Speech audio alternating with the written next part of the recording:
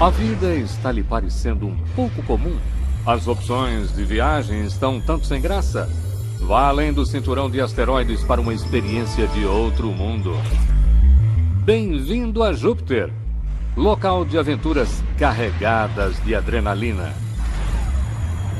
Mergulhe em suas profundezas misteriosas. Você cai por entre as nuvens e a coisa fica cada vez mais escura e quente. No centro, as temperaturas são mais quentes do que na superfície do Sol e as pressões incrivelmente elevadas. Turbulento no interior e turbulento do lado de fora. Gosto de ver furacões na TV.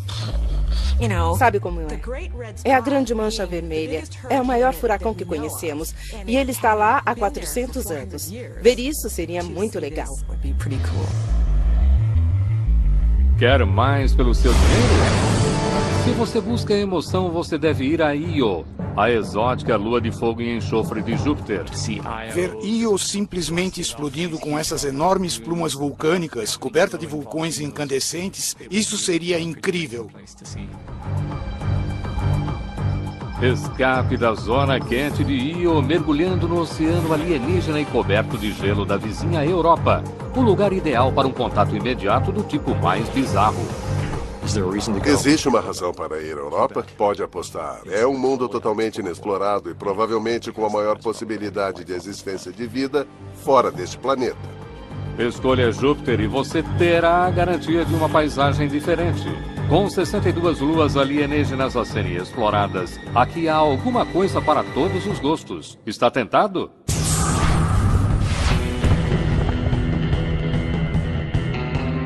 Nunca houve momento melhor para se dar um salto gigantesco onde ser humano algum jamais esteve.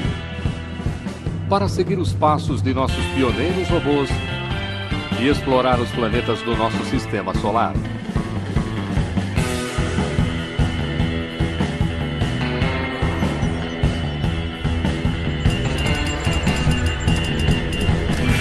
Guia de Viagens Interplanetárias.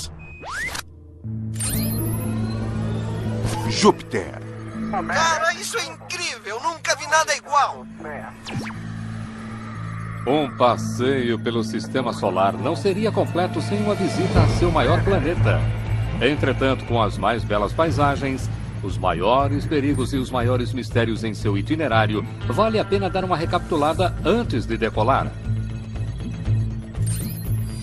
Considere este o seu guia pessoal para explorar o reino de Júpiter.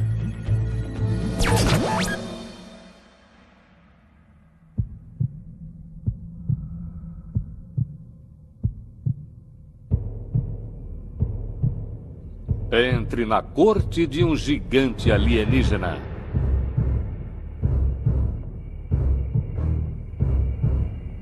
Júpiter é um dos lugares mais espetaculares do Sistema Solar. Se você estiver se aproximando dele numa nave espacial, já a uma longa distância, você veria os padrões de nuvens de Júpiter e sua incrível complexidade.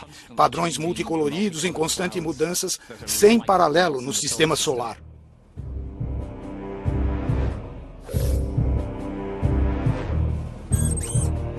Júpiter tem o nome do rei romano dos deuses, adequado para o sombrio e misterioso rei dos planetas. Dizer que ele é o maior planeta do Sistema Solar não lhe faria justiça. Júpiter é um mundo tão vasto que poderia engolir todos os planetas e luas do Sistema Solar e ainda ter espaço para mais. Se você movimentar a Terra, poderia colocá-la dentro da Grande Mancha Vermelha, que é a maior tempestade lá existente. E há vários outros pontos do tamanho do planeta Terra. Portanto, tudo em Júpiter é grande. Você pode colocar 1000 planetas Terra no interior de Júpiter. Ele é enorme e ainda assim pouco denso, formado quase que totalmente de hidrogênio e hélio. Esta gigantesca bola de gás é formada pelos materiais mais frágeis do universo. Mas, apesar de todo o seu volume mole e úmido, ele se movimenta um bocado. Júpiter gira a uma velocidade tão grande que cria protuberâncias na linha do Equador. Na verdade, ele é tão rápido que um dia aqui dura menos de 10 horas, o menor dentre todos os planetas.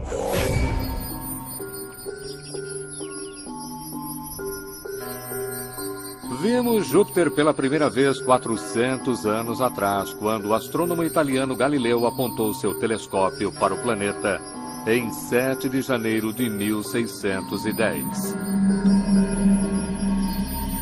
Ele transformou sua curiosa novidade em um dos instrumentos científicos mais poderosos de todos os tempos e virou o nosso mundo de cabeça para baixo. O que ele viu pela primeira vez foi que Júpiter tinha 4 luas e ele podia ver que as 4 giravam ao redor do planeta. E essa foi a primeira coisa a lhe indicar que a Terra não podia ser o centro. Ali estavam objetos girando ao redor de algo que não era a Terra. Foi uma revelação. Io, Europa, Calisto e Ganimedes. Será que esses mundos seriam como o nosso? Circulando um outro mundo maior e distante? Esta é uma experiência cósmica que qualquer um com um telescópio pode ter. Aponte para Júpiter e verá por si mesmo. Júpiter é como um sistema solar em miniatura. Ele tem muitas luas, 4 das quais são muito grandes e brilhantes, e as demais muito pequenas e de pouco brilho. Entretanto, essas luas são todas diferentes. A corte do rei dos planetas está bem cheia. Na última contagem havia um séquito de 62 luas, todas dançando ao pesado ritmo gravitacional de Júpiter. Ele é até mesmo coroado por uma leve teia, formando um tênue trio de anéis.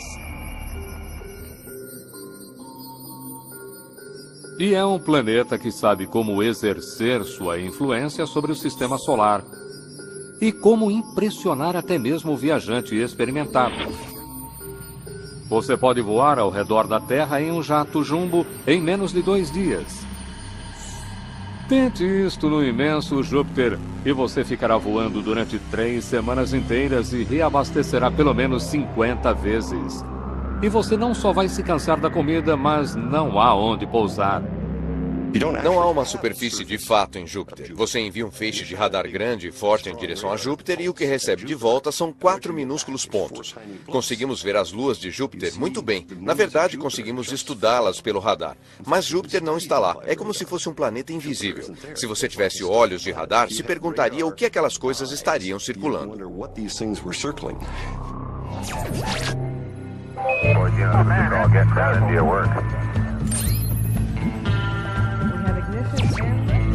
Para um planeta tão furtivo, Júpiter chama bastante atenção no radar de viagens espaciais e é um destino que vale a pena. Como chegar? Complexo de Lançamento 39, Centro Espacial Kennedy. A melhor forma de fazer um teste de voo para uma viagem a Júpiter é refazer a jornada extraordinária da única espaçonave a orbitar o planeta.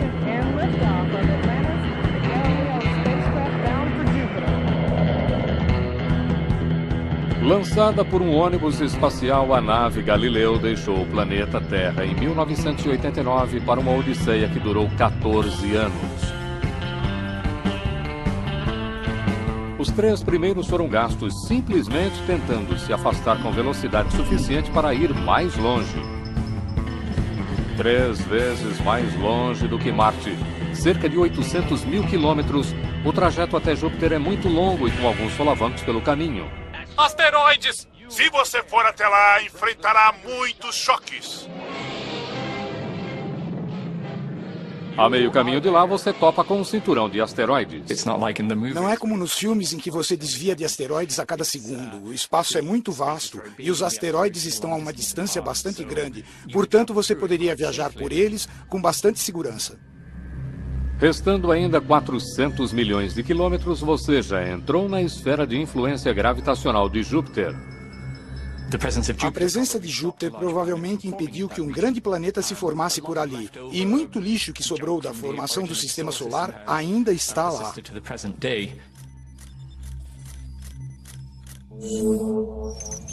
E você não pode evitar a próxima coisa com que vai topar: os limites da magnetosfera de Júpiter. Invisível, embora o som seja como o de um poste de sinalização. É quase como se batesse em alguma coisa, e então você vai e bam! Ah, agora estamos no sistema de Júpiter. Quer explorar ainda mais? Cuidado!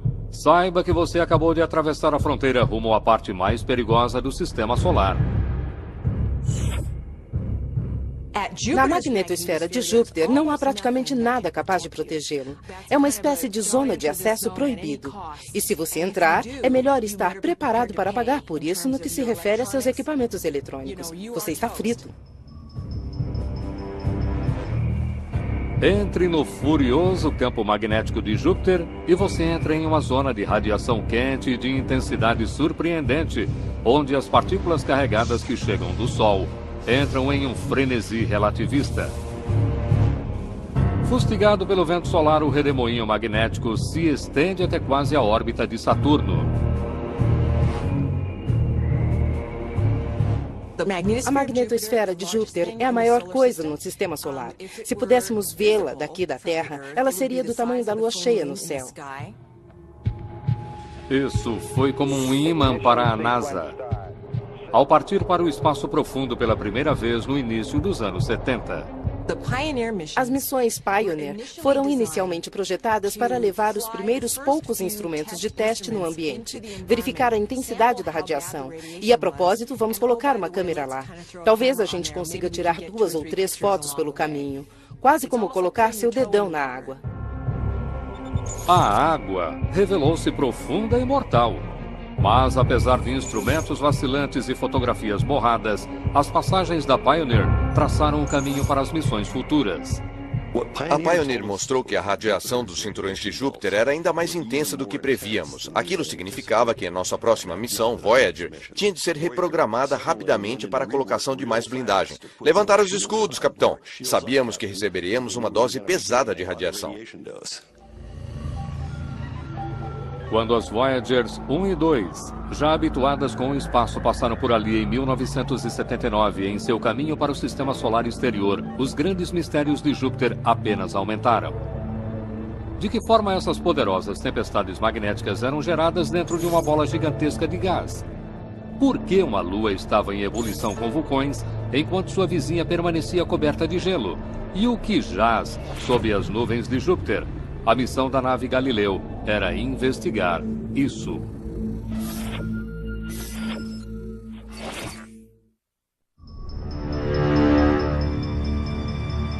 Aproximando-se de Júpiter em 1995, 6 anos após seu lançamento, Galileu começou a enviar fotografias que nos deixaram assombrados com as maravilhas do sistema de Júpiter. À medida em que nos aproximamos, começamos a ver as 4 grandes luas de Júpiter, Io, Europa, Ganimedes e Calisto, que vemos que são diferentes umas das outras. Io é de um amarelo muito forte, Calisto é escura, Europa é muito brilhante. Elas têm características bastante distintas e você nunca as confundiria.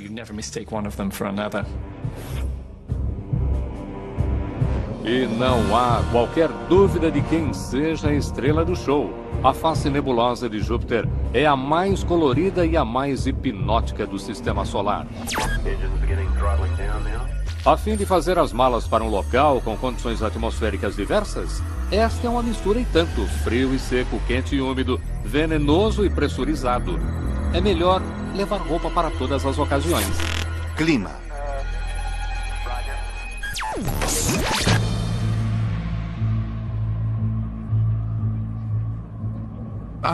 Sou meteorologista, gosto do tempo em todas as altitudes, desde os furacões próximos do chão até o tempo no topo da atmosfera. Júpiter é o sonho de todo meteorologista. Correntes de jato furiosas enviam faixas de nuvens em direções opostas, a velocidades de mais de 480 km por hora. raios 10 vezes mais poderosos que na Terra e granizos que poderiam chegar ao tamanho de bolas de futebol. A coisa é violenta por aqui, mas surpreendentemente previsível. É possível fazer uma previsão de tempo para Júpiter com mais sucesso do que para a Terra. Se você quiser um close-up da grande mancha vermelha, você precisa saber onde as manchas vermelhas vão estar com 2 ou 3 semanas de antecedência. E você nunca conseguiria fazer isso com uma tempestade no planeta Terra. Mas isso não foi difícil em Júpiter, porque a grande mancha vermelha é bem comportada. Ela simplesmente continua do mesmo jeito. Imagens da missão Voyager. A famosa e bela mancha vermelha de Júpiter tem sido um enigma desde que foi descoberta em 1664. Esta tempestade, aparentemente sem fim, parece mais um redemoinho gigantesco preso entre rios de nuvens do que um furacão. Se você estivesse flutuando em um balão no centro da mancha vermelha, isso poderia ocorrer com bastante tranquilidade. Você estaria indo rápido, seu balão estaria indo mais rápido do que os ventos de furacão, mas poderia ser um passeio tranquilo. Esta tempestade é um espetáculo a ser visto, elevando-se 8 quilômetros em direção ao céu. Mas por que essa cor? Uma das perguntas mais constrangedoras para um astrônomo vinda de uma criança de escola é por que a mancha vermelha é vermelha. Coisas como compostos de enxofre e fósforo em pequenas quantidades podem levar a isso. Mas verdade seja dita, ainda não temos uma explicação detalhada para as cores de Júpiter, uma das primeiras coisas observadas por astrônomos centenas de anos atrás. O outro mistério ainda não decifrado desde que as Voyagers enviaram os primeiros relatórios meteorológicos é por que afinal existe uma mancha vermelha. À medida em que nos aproximávamos, esperávamos bastante tranquilidade, porque como uma tempestade poderia durar 300 anos? Mas a coisa foi mais turbulenta e isso aumentou ainda mais o mistério. Como uma tempestade pode durar tanto tempo? Universidade de Bordeaux, França. Hamid Kelei lida com este aspecto do problema de uma forma bastante prática, soprando bolhas. Miniaturas de Júpiter em seu laboratório em Bordeaux.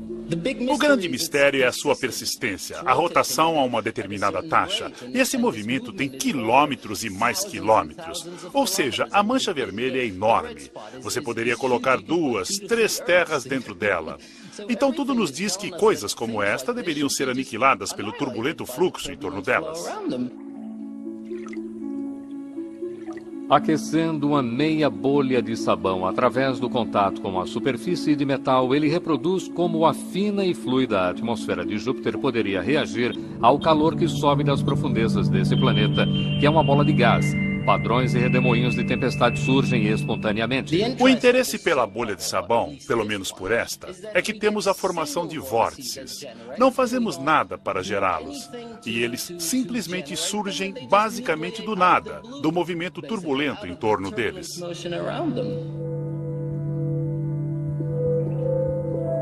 Agências espaciais gastam bilhões de dólares para enviar sondas para observar estas coisas. A abordagem de Hamid Kelei nos permite explorar Júpiter sem sairmos de casa.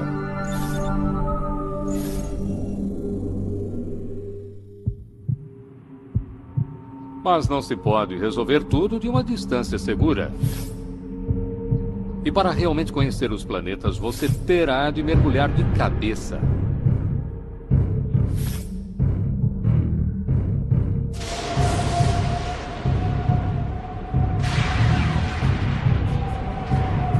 Você está imaginando um mergulho suicida nas profundezas misteriosas? Relaxe, Galileu já fez isso por você.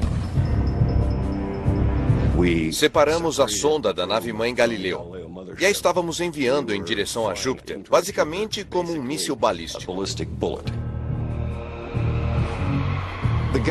A sonda Galileu foi a uma velocidade incrível porque a gravidade de Júpiter simplesmente a acelerou. Você já viu fotos de bolas de fogo de meteoros na atmosfera da Terra? Bem, isto é centenas de vezes pior em termos de calor e choque. É mais como estar diante de uma explosão nuclear. A violência durou apenas alguns minutos. Em 7 de dezembro de 1995, a sonda caiu dos céus alienígenas a cerca de 100 km por hora e com todos os instrumentos em chamas. Em termos do que pode parecer, não é diferente da atmosfera superior da Terra. Se você estivesse descendo junto com a sonda Galileu, olhando pela janela, veria algumas nuvens cirrus finas e poderia ver outras nuvens que poderiam lhe parecer um tanto estranhas. Mas seria como cair em uma fábrica alienígena de produtos químicos. Estas nuvens não apenas parecem estranhas, mas realmente têm mau cheiro. Você tem mais de uma substância formando as nuvens em Júpiter. Amônia, que é um líquido de limpeza. E então, H2S, que é o gás do ovo podre. E abaixo disso está a água. Assim como massas gigantescas anunciando tempestades, estas nuvens de água são a fonte dos violentos raios de Júpiter. Agora as coisas estão ficando mais quentes e as pressões mais pesadas, e então terminam as nuvens. Se você imaginar atravessar as plataformas de nuvens de Júpiter e sair sob a base das nuvens de água, isso seria como sair em um céu claro na descida de um avião na Terra. Essa poderia ser a visão mais aterrorizante do sistema solar. Um céu claro acima de um poço sem fundo, uma queda infernal nas profundezas do céu infinito de Júpiter. Você pode ter pingos de chuva evaporando no interior quente de Júpiter, mas não há oceano lá embaixo, não há nada, senão a atmosfera cada vez mais quente. O contato é perdido cerca de 160 quilômetros abaixo do topo das nuvens. Apenas algumas horas depois de perdermos contato com a sonda, ela descia em uma parte da atmosfera onde o próprio material da sonda teria começado a evaporar. Portanto, em uma espécie de final zen, nossa sonda atmosférica se tornou parte da atmosfera que ela estava estudando.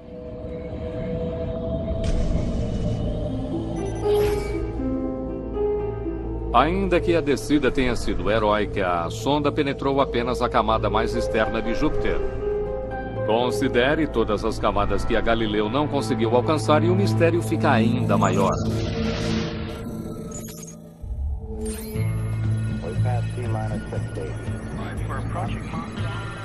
Agora temos de viajar para o estranho centro de Júpiter a fim de decifrar um quebra-cabeça cósmico.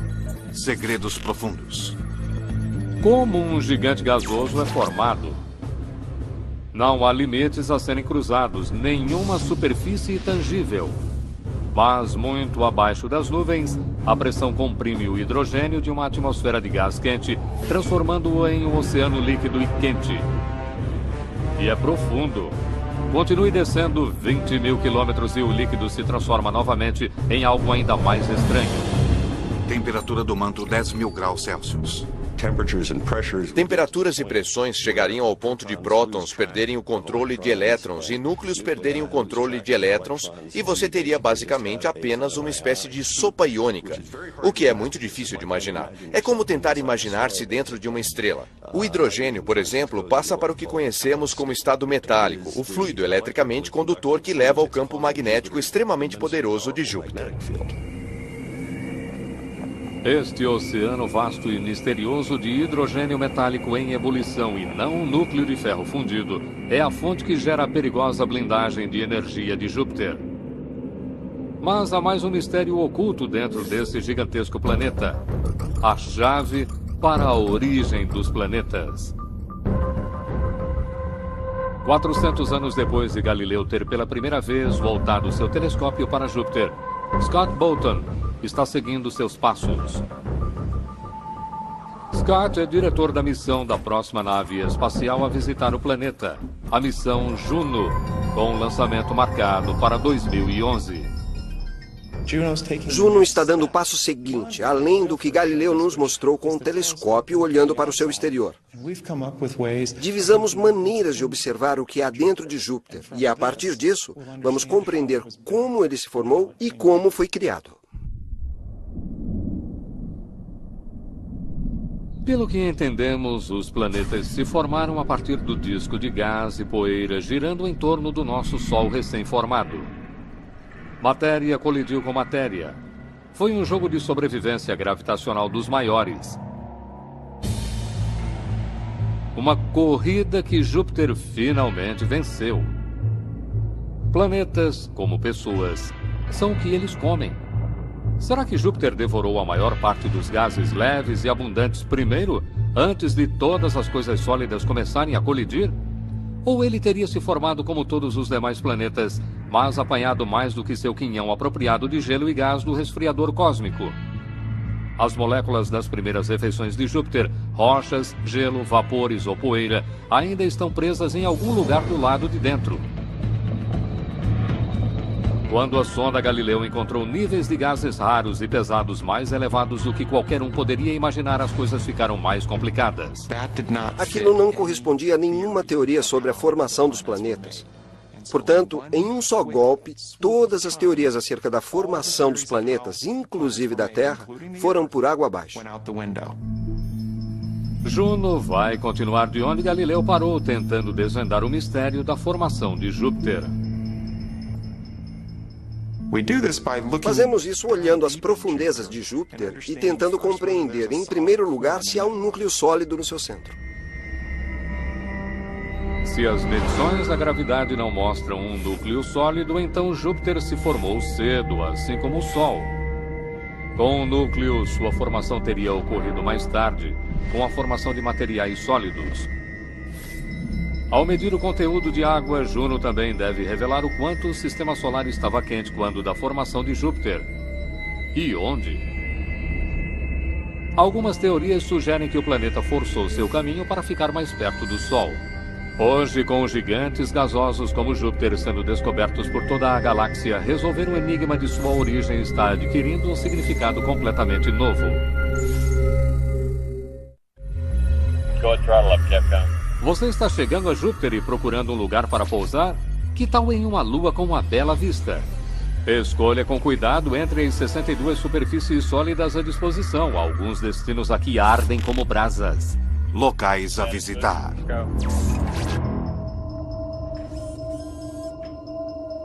Enquanto a sonda atmosférica estava desaparecendo em nuvens em 1995, Galileu passava pela lua Io, freava e entrava em órbita em torno de Júpiter. Mesmo nesta fase, a equipe sabia que Io, quase do tamanho da nossa própria Lua, seria uma das principais atrações. Esta estranha lua de cor de pizza orbita mais próxima das 4 grandes luas de Júpiter e tem um vulcão em seu centro. Este é um daqueles casos em que a manchete de um tabloide estaria realmente correta. É o lugar mais vulcânico do sistema solar. Não há um local na superfície em que você não irá encontrar um vulcão em um raio de 160 quilômetros mais ou menos, normalmente menos. E há material suficiente saindo daqueles vulcões para formar uma camada de 1 centímetro sobre a superfície a cada ano. Io de cara nova passa por uma modificação entre cada visita. Nenhum outro mundo disfarça tão bem a sua idade. Tivemos a sorte de apontarmos para um vulcão que estava tendo uma grande erupção no momento. Vimos essa linha de fontes de fogo, na verdade tão brilhantes, que superexpuseram a câmera, produzindo uma evidência bastante dramática do quão ativa Io é.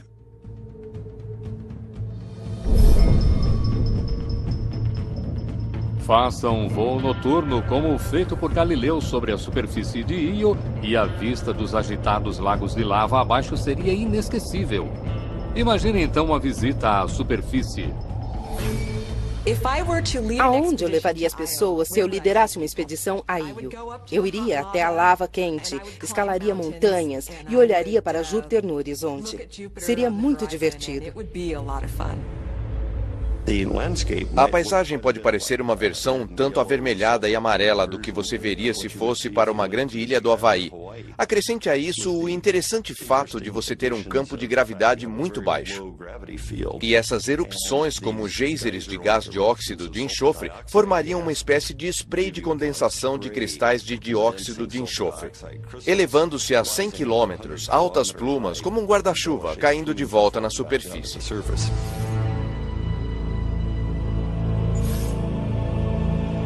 Plumas gigantescas, uma nevasca de fontes de enxofre, fontes incandescentes de lava, algumas até mais quentes do que a lava na Terra. Por que será que Io está se cozinhando por dentro? A razão da enorme atividade vulcânica de Io é a energia que está sendo bombeada para dentro dela, vinda das marés levantadas por Júpiter. Não estou falando de marés líquidas, como aqui nos oceanos. Estou falando de todo o corpo de Io sendo espremido pela força das marés. Portanto, a cada dia, a superfície de Io no Equador, quando está mais próxima de Júpiter, será talvez 100 metros mais alta do que quando está mais distante de Júpiter. Isso representa um enorme apertar e empurrar. Io é como uma massa quente na mão gravitacional de Júpiter. Imaginávamos que a possibilidade de encontrarmos vida extraterrestre em planetas além de Marte caísse para próximo de zero absoluto, assim como a temperatura. Mas isso foi antes de sabermos onde procurar. Conhecendo os habitantes locais. Quando a vida em Júpiter foi seriamente discutida na década de 70, havia apenas um lugar que valia a pena considerar: as nuvens. Talvez toda uma comunidade de criaturas extraterrestres pudesse viver à deriva, acima, em uma zona quente, úmida e ensolarada, muito semelhante aos plânctons, flutuando nos oceanos iluminados pelo Sol, no planeta Terra. Sempre um tiro no escuro. A sonda colocou fim a essa ideia quando não encontrou evidência alguma de moléculas orgânicas complexas na atmosfera. Mas quando Galileu se deteve mais atentamente em Europa, o quadro mudou.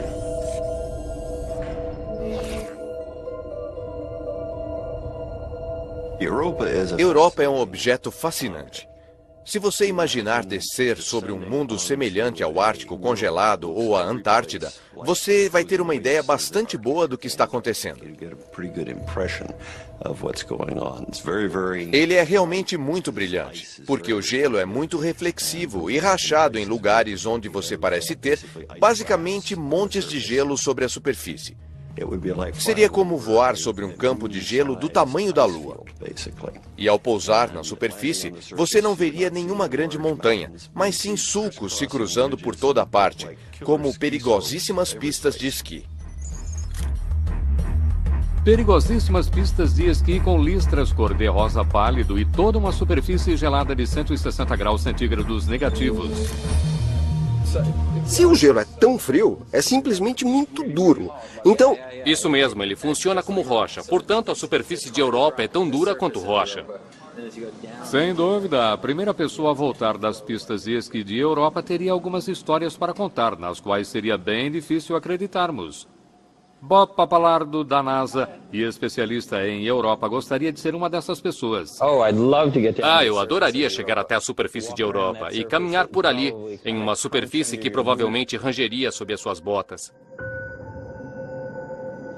Aquele é um lugar bastante estranho e realmente nos leva a pensar sobre o que seria possível em um mundo gelado, orbitando um planeta gigantesco como Júpiter. Europa em si é esticada pela pressão gravitacional de estar presa a uma órbita como Io e Ganimedes em torno de seu gigantesco anfitrião. Todos os dias em Europa, à medida em que orbita Júpiter, as tensões giram. E se uma rachadura se formar na velocidade correta pela superfície de Europa, na velocidade com que uma pessoa possa caminhar, isso seguiria uma trilha curva e explicaria o padrão que vemos na superfície. Você provavelmente conseguiria ouvir o estalar da casca de gelo de Europa. Você não conseguiria ouvir isso se sua cabeça estivesse no espaço, mas ao colocar a cabeça no gelo, provavelmente ouviria Europa rangendo como um barco. Os processos que aquecem Io também estão presentes em Europa, mas em uma escala menos dramática. E, portanto, há mudanças constantes no campo gravitacional de Júpiter, distorcendo a superfície, e isso gera calor em seu interior. Esta é uma pista para o maior segredo de Europa. Sua superfície congelada flutua acima de um vasto oceano oculto de água salgada, aquecido pela intensa maré de Júpiter. Acredita-se que o oceano de Europa tenha mais de 100 quilômetros de profundidade, muito mais profundo do que qualquer outro no planeta Terra. Se assim for, então há mais água escondida em Europa do que em nosso planeta azul. E com a água está a possibilidade de vida. Parece ser um lugar onde é possível haver vida. E ela estaria protegida da radiação ambiente sob todo o gelo. Além disso, ela tem o mesmo tipo de temperaturas e pressões que temos nos oceanos da Terra. Tenho amigos na comunidade oceanográfica que gostariam de investigar isso agora mesmo. Eles dizem, me mostre um buraco e eu vou enfiar um robô submarino até lá.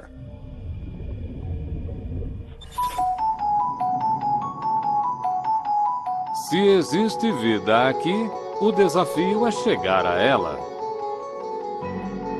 O que não sabemos é a espessura dessa camada, e às vezes nós nos referimos a isso como o problema da pizza. Você gosta da massa fina ou grossa? E as estimativas variam, dizendo que a crosta seja de apenas alguns quilômetros de espessura em alguns locais, e talvez de 10 a 20, talvez 30 quilômetros de espessura. Há pessoas que estão começando a pensar o que realmente seria preciso para adentrar o oceano de Europa. Que tipo de veículo autônomo poderia abrir caminho através do gelo e então percorrer aquele oceano? Encontrar coisas interessantes e então relatar isso de volta à superfície e depois para a Terra.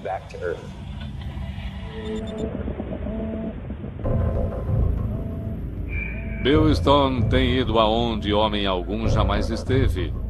Mergulhador pioneiro e engenheiro aeroespacial, ele agora quer mergulhar em um oceano alienígena a cerca de 800 milhões de quilômetros. E ele está desenvolvendo a tecnologia para isso. Começamos com duas coisas. Uma delas é que esse dispositivo que se movimenta na água deve ser inteligente o suficiente para entender onde ele está. O que queríamos criar era um microbiólogo em silicone que faria tudo o que um bom microbiólogo faria em campo. Seus robôs autônomos inteligentes, Deptis X e Endurance, já provaram ser exploradores muito capazes em situações subaquáticas inacreditáveis. Mapeando cavernas subterrâneas profundas no México e agora explorando profundezas abaixo de lagos cobertos de gelo na Antártida. À medida que estes robôs submarinos estão realizando grandes missões, a possibilidade de um dia eles percorrerem os profundos oceanos de Europa está se transformando de ficção em realidade. Vamos imaginar que estamos em uma pequena nave espacial com a capacidade de avançar pelo gelo. Nós descemos e abrimos caminho no gelo. Atingimos a água e esta pode ser uma zona interessante, bem ali na interface entre a água e o gelo. E olhamos ao redor e o que podemos ver é uma comunidade de organismos que estão crescendo em função da energia que vem do gelo. Oxidantes, talvez até mesmo oxigênio produzido pela luz solar sobre a superfície do gelo, sendo misturados ao gelo e reagindo com a água. E naquela interface a energia está sendo liberada, organismos estão consumindo aquela energia. Isso é legal. Então vamos ainda mais fundo, para o fundo do oceano. E lá talvez vejamos fumarolas hidrotermais, fumarolas nas profundezas da água, como vemos no planeta Terra, onde a energia das marés produzida pela atração gravitacional de Júpiter está bombeando fluidos quentes através da crosta. Isso é o que esperamos encontrar. Na Terra temos encontrado comunidades funcionando assim, afastadas da vida acima e aconchegadas em busca de calor e alimento ao redor de fumarolas vulcânicas no fundo do mar. Isso é o que torna a Europa tão atraente. Deve haver água salgada e morna interagindo diretamente com o fundo do mar quente e rochoso. A vida é como uma pequena bateria. Ela libera uma reação química. Se aquele manto rochoso for quente, então, assim como fontes hidrotermais no fundo dos oceanos da Terra, poderia haver a química que leva à vida, surgindo ali em locais quentes no fundo do oceano. Provavelmente não estamos falando de golfinhos ou baleias ou um monstro do lago Ness lá embaixo, mas sim de micróbios minúsculos. E isso não quer dizer que isso não seja extremamente importante. Se a Europa é um lugar onde acreditamos haver vida, então é importante saber se ela está lá. Será que a vida ocorre normalmente dadas as condições adequadas? Ou, se não houver vida no Oceano de Europa e as condições forem favoráveis para a vida, por que ela não existe? E até que ponto a vida, como a conhecemos no planeta Terra, é rara?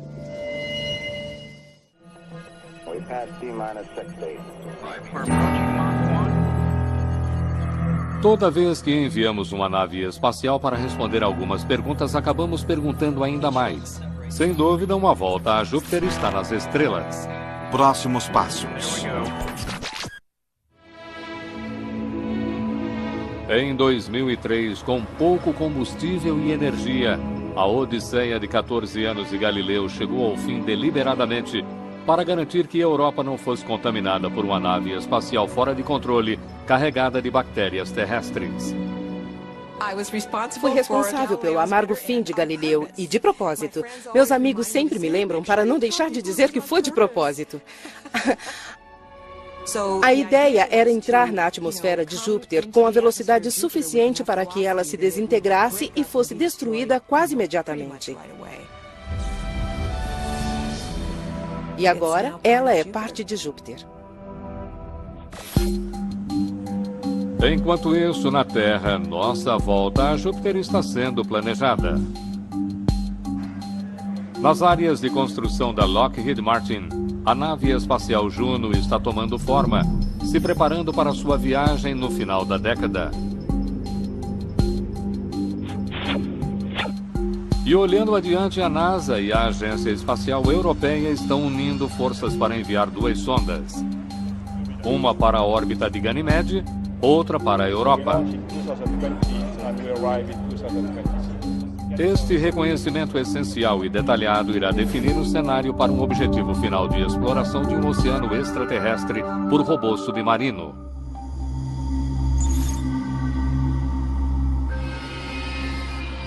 Europa é um bom lugar para robôs. Por quê? Primeiro, porque é incrivelmente longe. Nossos sistemas de propulsão não estão prontos para levar pessoas até lá. E segundo, porque a radiação na superfície daquela lua é extremamente perigosa. 5 minutos de exposição e um ser humano estará morto. Portanto, não queremos colocar pessoas na Europa, mas podemos colocar robôs. Há uma razão para isso? Pode apostar. É um mundo inexplorado e com a maior possibilidade de existência de vida fora deste planeta. Um dia, podemos vir a desenvolver a tecnologia de campo magnético necessária para manter um ser humano vivo no ambiente de radiação de Júpiter. Mas, no futuro próximo, nossa exploração continuará sendo feita por máquina. O programa robótico não trata de robôs. É uma atividade profundamente humana. Estamos enviando pedaços de nós mesmos para fazer esses trabalhos. Logo você está usando os olhos da nave espacial como se fossem seus olhos. E você fica muito ligado à sua heróica nave espacial, que sobrevive a inúmeras experiências que desafiam a morte. Se você ouve as pessoas que estão envolvidas com estas explorações há anos, elas dirão: "Oh, este foi o ano em que nós passamos por Encelados. Este foi o ano em que nós passamos por Netuno." É algo muito pessoal. A diferença entre estar aqui e estar lá começa a se diluir. Estar tão familiarizado com tais mundos alienígenas mostra o quanto já viajamos graças a Galileu, tanto o homem quanto o robô. E a viagem continua. Eu adoraria visitar Io se pudesse. É um dos meus lugares favoritos no sistema solar. Você teria Júpiter ao fundo, enorme, multicolorido e em constante mutação. Seria um lugar incrível para se conhecer. Em uma viagem para estudar o tempo de Júpiter, eu desceria na atmosfera, onde o relâmpago está se formando, e simplesmente olharia pela janela e apreciaria os clarões. De certa forma, a Europa tem de tudo. Eu adoraria poder dar uma bisbilhotada pelo oceano de Europa. Será que realmente há vida lá embaixo? Provavelmente isso não é uma coisa que eu vou saber durante meu tempo de vida, mas estamos armando o cenário para a próxima geração de exploradores descobrirem isso.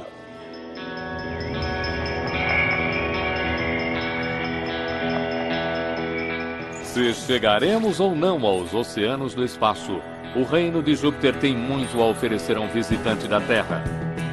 Ele está lá fora, e é distante, e nos seduz para fazermos uma visita.